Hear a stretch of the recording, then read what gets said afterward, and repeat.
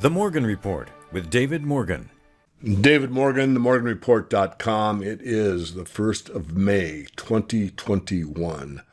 Well, this is the weekly perspective. I do it on Saturday. Just a quick note for all premium members, the Morgan Report paid version will be posted this weekend, and I think you'll like it. We went in depth on a silver producer, and we upped our buy limit. The stock's doing well. We expect to do much better in the future. So right now I want to take a page out of the Thrive movie.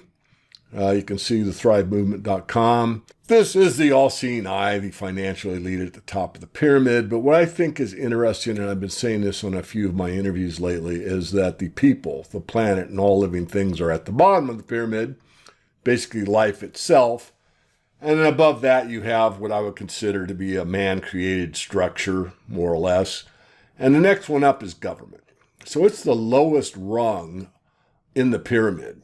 It's above us, the peons, the animals, the trees, the water, but government is below the courtocracy, or sometimes called fascism. And above that, as you can see, are the big banks, some famous names there that you can read. And then, of course, the national central banks, which most of you that watch my work are familiar with. And, of course, you got the international central banks, and the central banks of central banks, the IMF. And then above that, the all-seeing eye, often referred to as Illuminati. You can call it whatever you wish, but this gives you a pretty good idea. As you can see on the left side, the domination and control from the top down, and the wealth and the resources from the natural resource world at the bottom here, and it funnels up in financial assets to the elite at the top. So I said that to just kind of put in perspective my views on politics, which are muted, and I really don't even like talking about it. Of course, I can't avoid it, but government is not as powerful as most people are taught to believe. And to just harp on the corporatocracy, the technocracy, the power structure as it actually exists, at least to the best of my ability to determine it. This is something on a little bit of research, and I say a little bit I did on the web this week, and this infographic suggests that there are only 10 companies that own all of the world's brands. And maybe I can expand this for next week, but you can see the 10 majors in the center. No big surprise. You got two sugar water companies, Coca-Cola and Pepsi-Cola. And under Pepsi-Cola, you can see all the lines going to like Quaker Foods and Lay's potato chips and on it goes, Tropicana and all those brands. Coca-Cola, you can drive it down to Dasani water and, you know, all the sub-brands under the Coke label and everything else. Nestle, as far as I recall, is the biggest food producer on the planet. Then you got General Mills and Kellogg's, more food, processed food. Unilever, Mars, which is, you know, candy bars and all these subsidiaries. So you get the idea that it's all connected. And just like in the mainstream media, which is about 6 companies that put out the propaganda press, they basically have a lock on the mainstream press, not on the alternative, although they are muting many of us in the alternative media. So just a little furtherance on the idea of what's really going on. And now I'd like to go ahead and read a little bit from one of my great mentors, now deceased, the late, great Harry Browne with an E, B-R-O-W-N-E, talking about the principles of government. I could take a long time, and I try to keep these to 15 minutes, so I'll probably only read a few. Now, I want you to remember that this was written July 1st, 2003. So this was pre-Obama, right? And, Trumpster and the Biden and everybody else. It's not a big D or R. And these are the principles, according to Harry, and I tend to agree with all of them. Number 1, government is force. Let me repeat, government is force. It doesn't say a Republican government or a Democratic government or a fascist government or a socialist government or a constitutional republic government or a monarchy government. It says government, so it covers them all.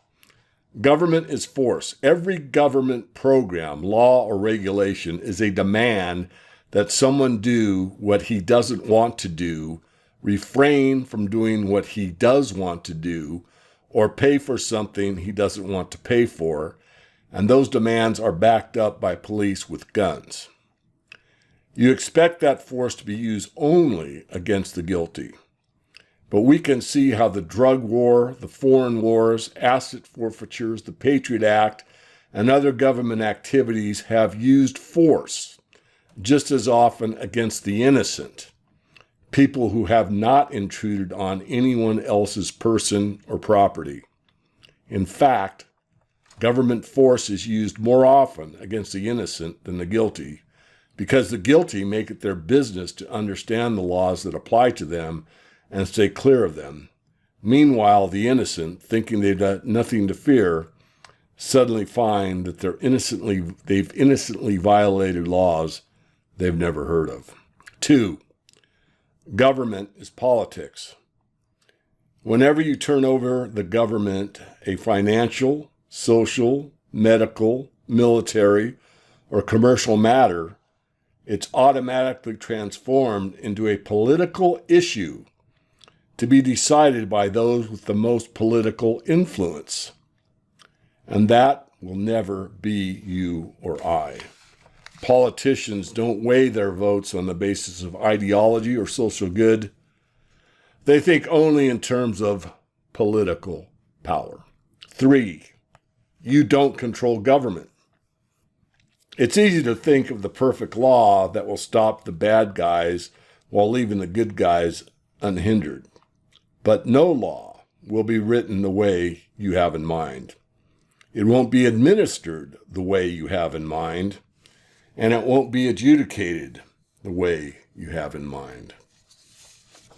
Your ideal law will be written by politicians for political purposes, administered by bureaucrats for political purposes, and adjudicated by judges appointed for political purposes.